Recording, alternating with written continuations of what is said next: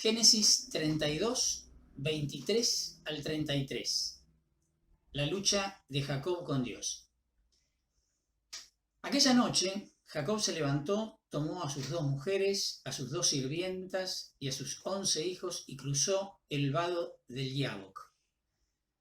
Después que los hizo cruzar el torrente, pasó también todas sus posesiones. Entonces se quedó solo y un hombre luchó con él hasta rayar el alba. Al ver que no podía dominar a Jacob, lo golpeó en la articulación del fémur, y el fémur de Jacob se dislocó mientras luchaba. Luego dijo: «Déjame partir porque ya está amaneciendo». Pero Jacob replicó: «No te soltaré si antes no me bendices». El otro le preguntó: «¿Cómo te llamas?» «Jacob», respondió. Él añadió: «En adelante no te llamarás Jacob sino Israel, porque has luchado con Dios y con los hombres y has vencido». Jacob le rogó: «Por favor, dime tu nombre». Pero él respondió: «¿Cómo te atreves a preguntar mi nombre?». Y allí mismo lo bendijo. Jacob llamó a aquel lugar con el nombre de Peniel, porque dijo: «He visto a Dios cara a cara y he salido con vida». Mientras atravesaba Peniel, el sol comenzó a brillar y Jacob iba rengueando del muslo. Por eso los israelitas no comen hasta el presente el nervio ciático que está en la articulación del fémur, porque Jacob fue tocado en la articulación del fémur, en el nervio ciático. En esta unidad literaria, famosa unidad literaria, la lucha de Jacob con Dios, aparecen 2 claros duplicados. Por un lado, en los versículos 23 y 24 hay un doble cruce de ríos, y también en los versículos 31 y 33 aparecen los 2 nombres de una misma ciudad, Peniel y Penuel, con una doble etiología. Esto no llamaría para nada la atención, estamos absolutamente acostumbrados a esto porque suele ser indicio de 2 tradiciones que posteriormente fueron fusionadas, como pasa en casi todos los relatos que venimos transitando últimamente. Sin embargo, muchos investigadores insisten en la unidad de este relato y lo atribuyen a la tradición yavista. Si esto es así, entonces habría que reconocer que las irregularidades podrían ser el resultado de su larga prehistoria. No hay un acuerdo definitivo sobre esto. La lucha de seres misteriosos, divinos, con el hombre es un tema común del folclore antiguo.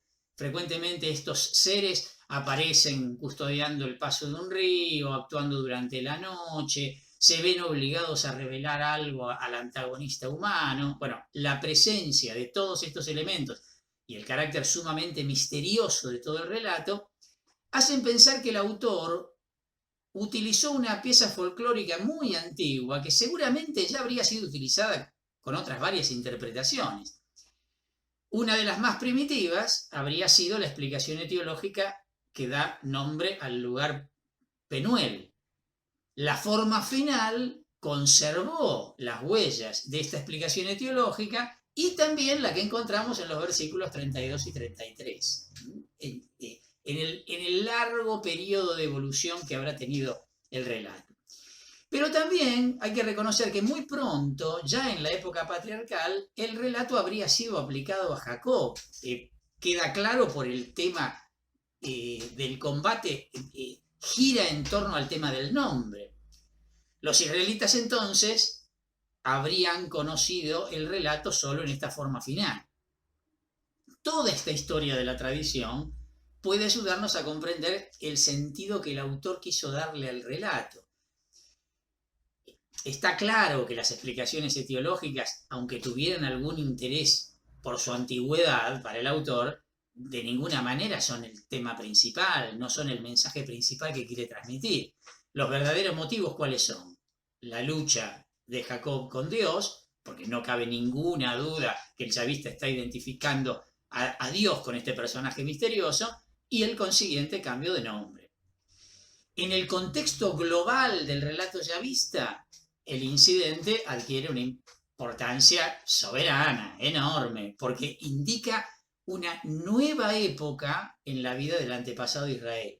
Su colocación, además, en este lugar, antes de pasar a Canaán, sugiere un contraste con la teofanía anterior que había aparecido también en Betel, en el capítulo 28, versículos 10 al 22, que había dado sentido a la estancia de Jacob con Labán.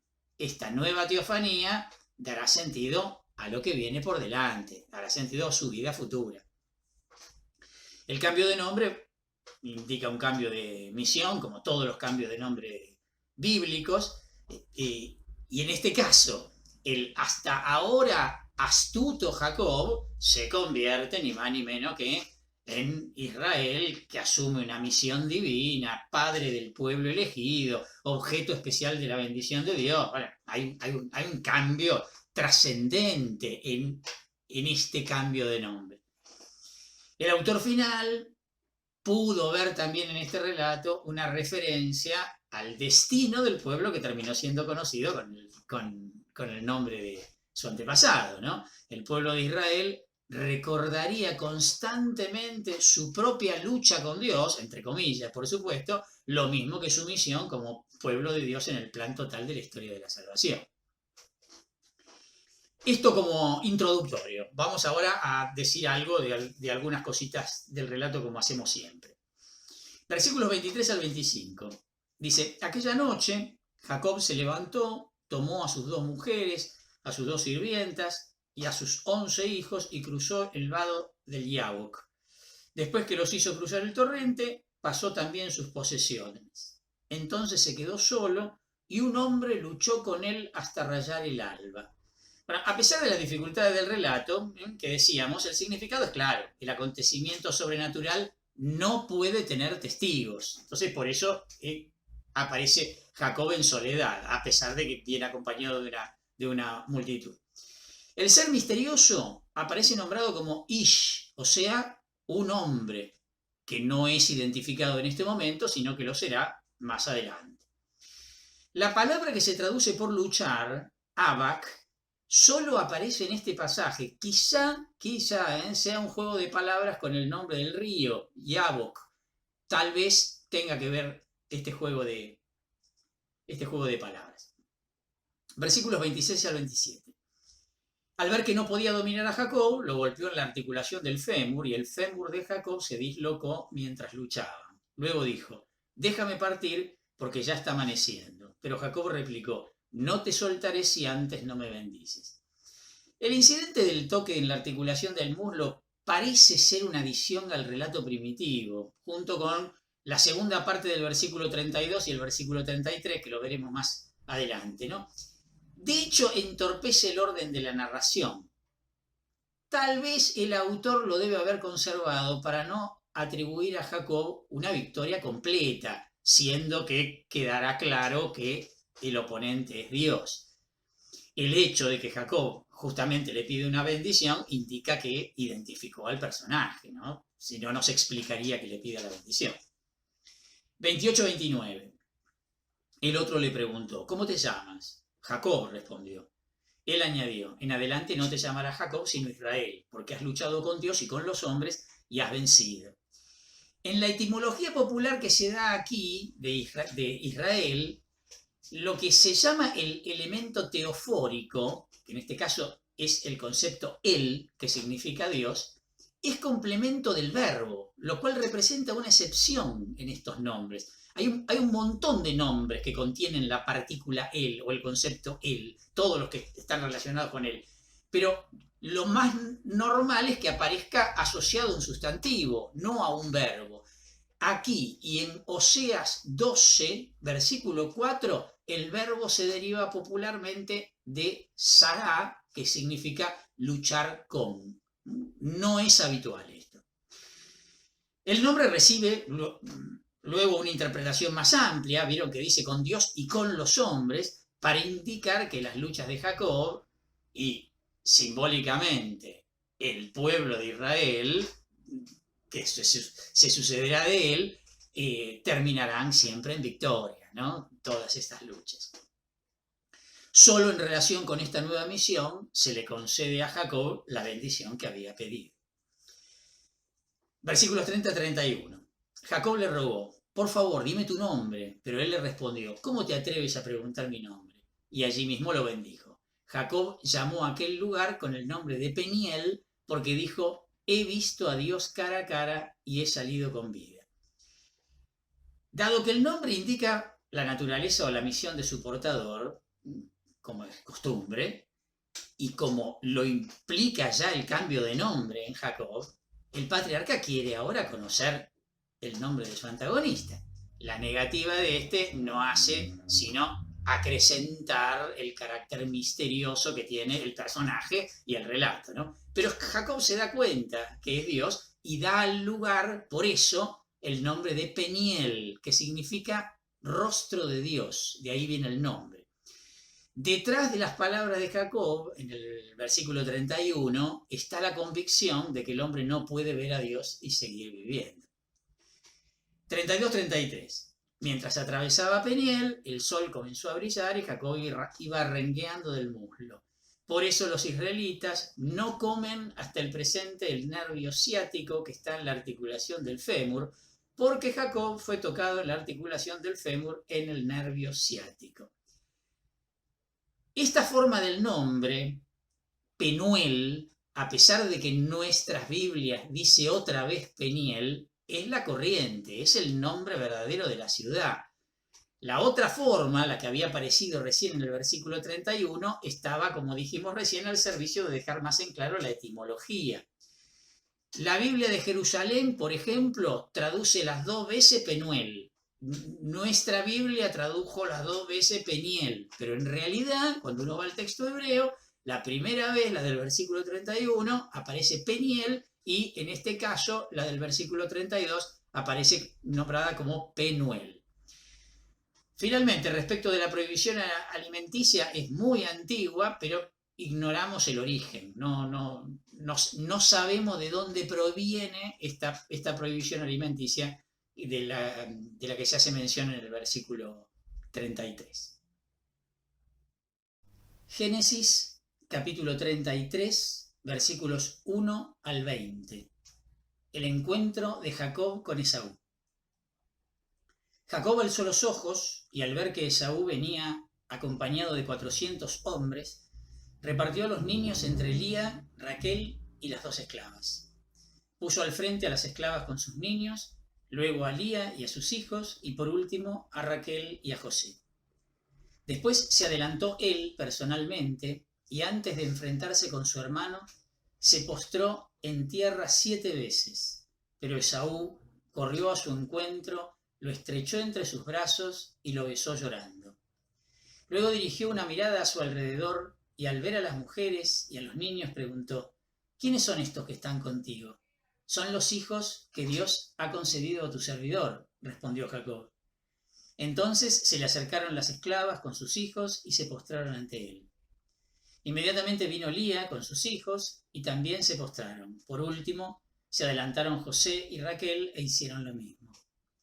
Esaú preguntó, ¿qué intentabas hacer con todo ese ganado que me salió al paso? Lograr que mi señor me diera la bienvenida, respondió Jacob. Pero Esaú añadió, ya tengo bastante, querido hermano. Quédate con lo que es tuyo.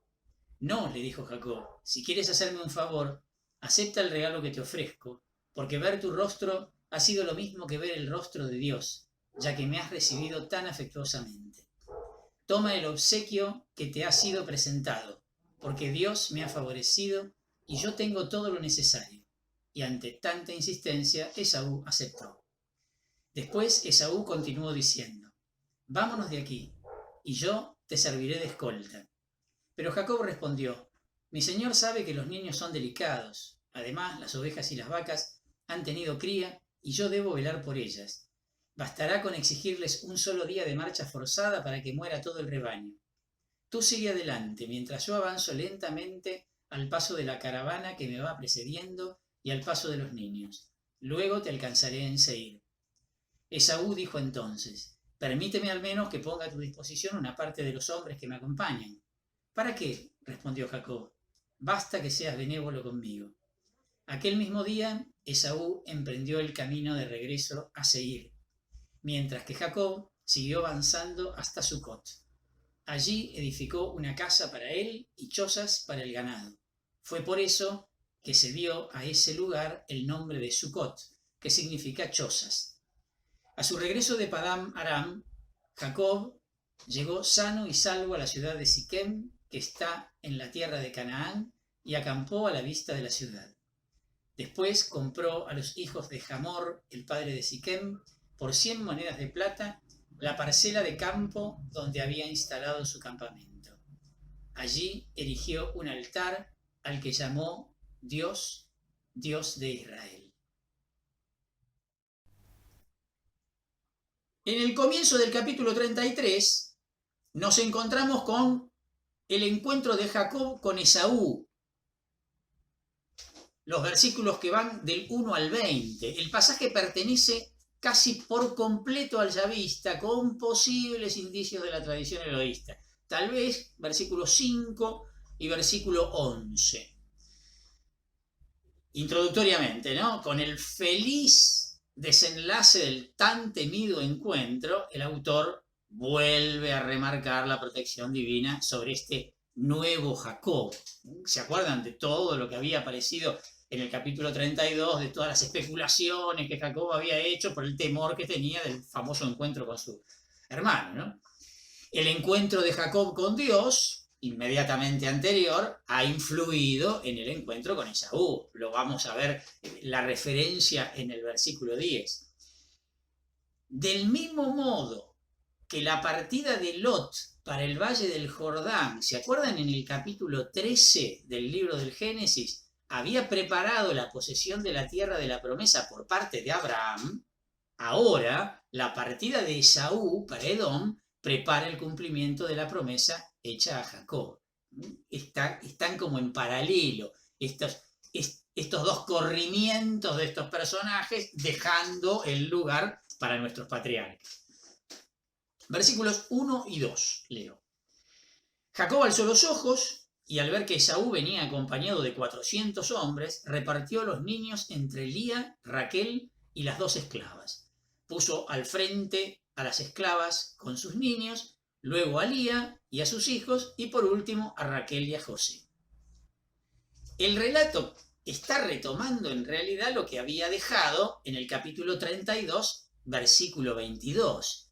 La transición luego del relato que acabamos de analizar de la lucha de Jacob con Dios no está del todo bien lograda. Evidentemente, la lucha de Jacob fue insertada en el medio de un relato que venía de corrido.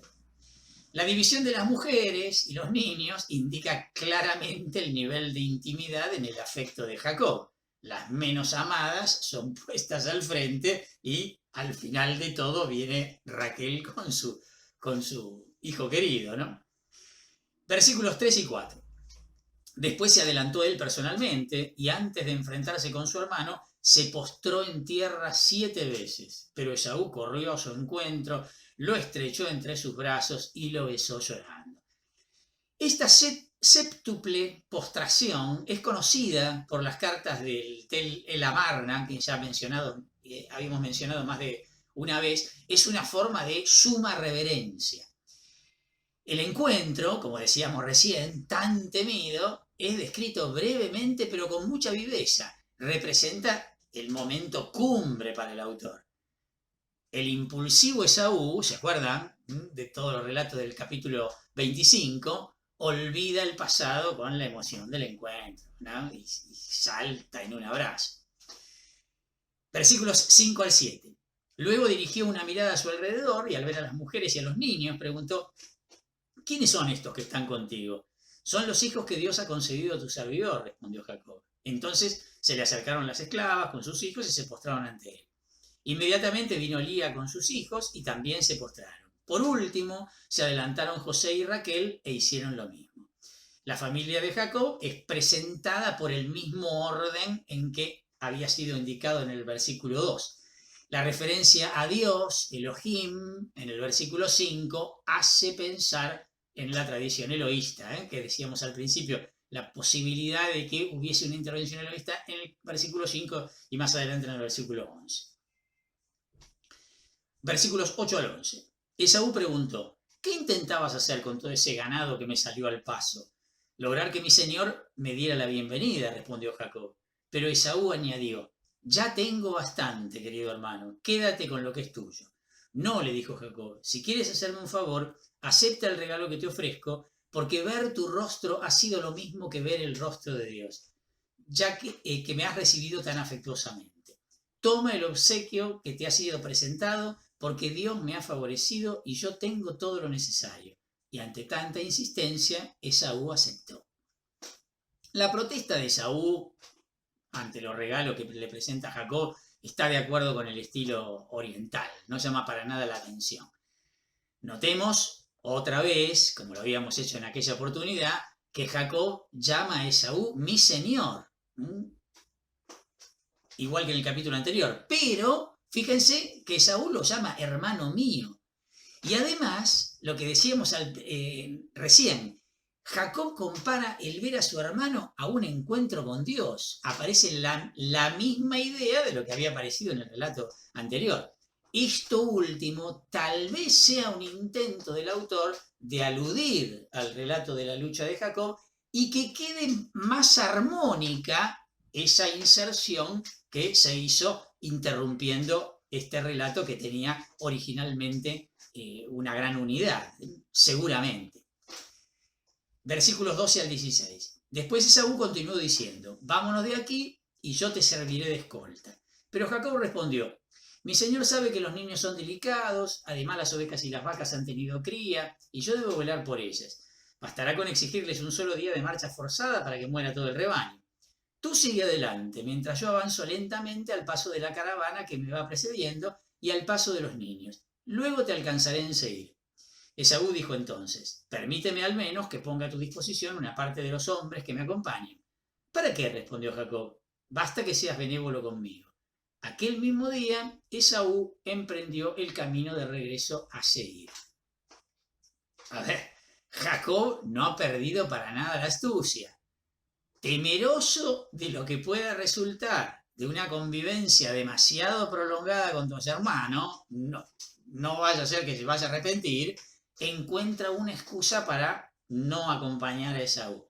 Le promete seguir a Seir, pero toma el camino del oeste hacia Canaán. En el libro del Génesis no se cuenta nada más de Esaú.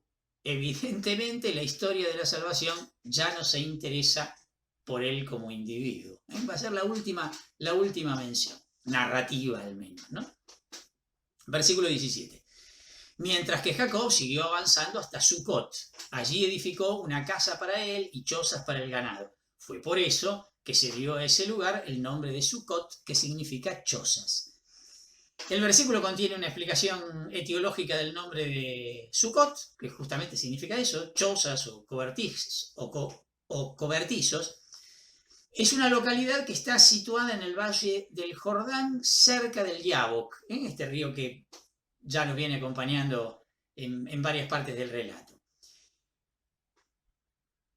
Dato curioso, es el nombre además de una festividad judía, la famosa fiesta de las chozas o de los tabernáculos, una fiesta que se celebra a lo largo de 7 días entre el 15 y el 22 del mes de Tishrei, que es el mes correspondiente, lo que se corresponde con nosotros para la época de septiembre-octubre. Es esta época que estamos transitando. Conmemora la época del pueblo en el desierto, luego de la liberación de Egipto, camino hacia la tierra prometida. Junto a las fiestas del Pesaj, lo que conocemos como la Pascua, y Shavuot, lo que conocemos como la fiesta de las semanas o Pentecostés, es considerada una de las más importantes por ser de las fiestas de peregrinación, que eran las fiestas en donde el pueblo de Israel iba en masa en peregrinación a Jerusalén. La prescripción está en el libro del Levítico, capítulo 23, versículos 33 al 36. Dice así: el Señor dijo a Moisés: habla en estos términos a los israelitas. Además, el día 15 de este 7º mes se celebrará la fiesta de las chozas en honor del Señor durante 7 días. El primer día habrá una asamblea litúrgica y ustedes no harán ningún trabajo servil. Durante 7 días presentarán una ofrenda que se quema para el Señor. Al octavo día celebrarán una asamblea litúrgica y presentarán una ofrenda que se quema para el Señor. Es una asamblea solemne y ustedes no harán ningún trabajo. Nombre del lugar y el nombre de la fiesta. Sigo, versículo 18. A su regreso de Padán Aram, Jacob llegó sano y salvo a la ciudad de Siquem, que está en la tierra de Canaán, y acampó a la vista de la ciudad.